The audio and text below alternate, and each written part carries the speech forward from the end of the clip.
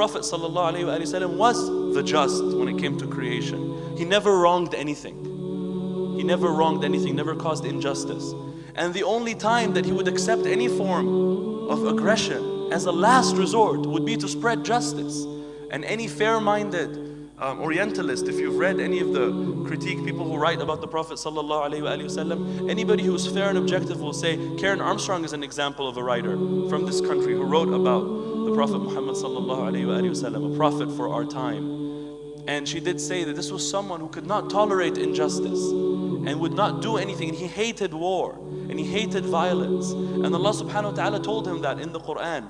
كتب عليكم القتال وهو كره لكم وعسى أن تكرهوا شيئا وهو خير لكم وعسى أن تحبوا شيئا وهو شر لكم والله يعلم وأنتم لا تعلمون.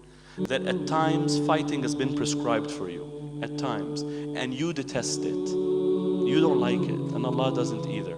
But there may be times where you hate something and there is good in it for you. And there may be times where you love something and it is evil for you. And Allah knows and you know not. If a man walks in with a machine gun right now and starts shooting at everyone here and ends up killing about half the people in this hall, and you try everything with him and he's continuing to shoot, and then Fuad and I, for example, jump on this man and hold him and try to just beat him up so that he would stop killing the rest of the people here, did we use violence or not? We use violence. Now, could we say that's good violence or bad violence? Obviously praiseworthy violence. It was good violence because we saved more violence from taking place. That's the only violence Islam sanctions. That kind of violence where it's actually causing good on the planet. Now, there are times where you might hate that. You might hate because you don't want to go and hurt that man. It is in your human nature. You don't want to. But you don't want to see the rest of the people die either.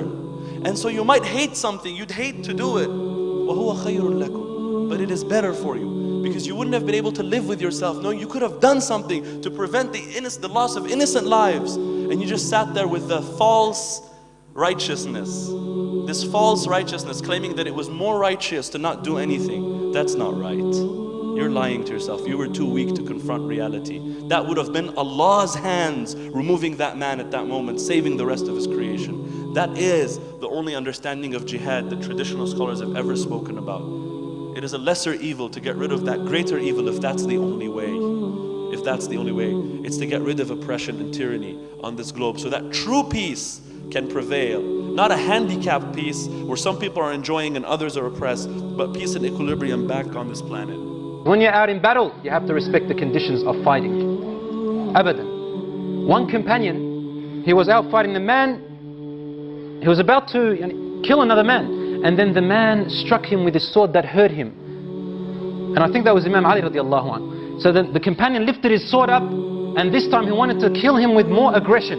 Suddenly he stopped and walked away. He left him and he went away. The companions asked him, why did you leave him?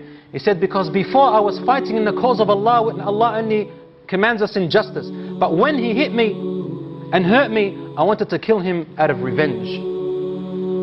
But the Prophet ﷺ taught us for 14 years with practice, so we may have manners of war.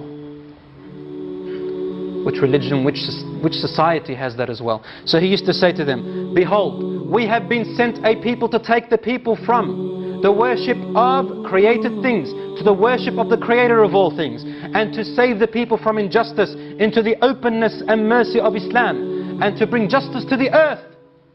Do not kill an old man amongst your enemies if he is not fighting you. Do not kill a woman who is not fighting you. Wallahi, even if she is in the ranks of the enemies. Do not kill a child. Do not cut off the branches of trees. Do not kill an animal. And do not ruin soil.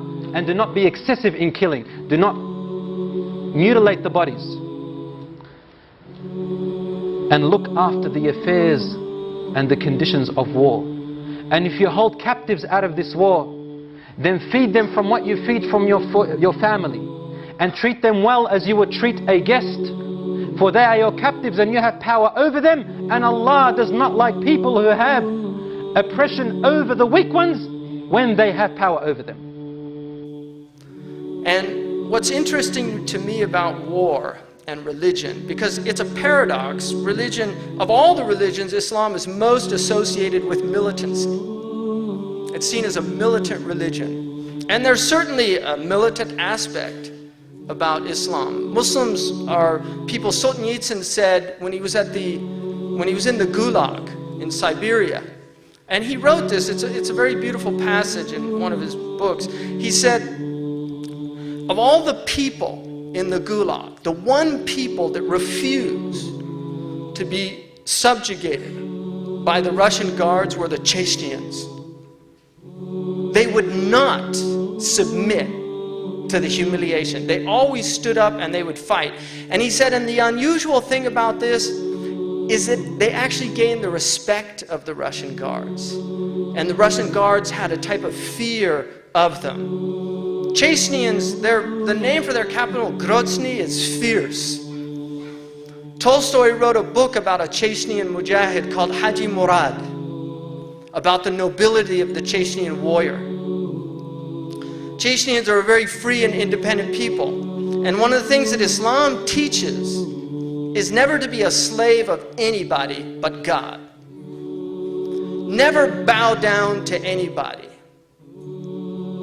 Honor people, respect people, but never allow a person to abuse you. That's at the essence of the Islamic teaching, because you have been ennobled by God, according to the Quran. All of the children of Adam and Eve have been ennobled by God. We have a human dignity that is essential to our nature, our character. And in honoring that dignity, we must honor others. And in honoring that dignity, we do not allow ourselves to be dishonored. And the Prophet Muhammad said, a believer does not humiliate him or herself. So that's something very essential. And that's why the Palestinians are a resistant people. It's difficult for them. And even if they lash out in heinous ways, if you don't understand what is the essence of that, then you're missing the point.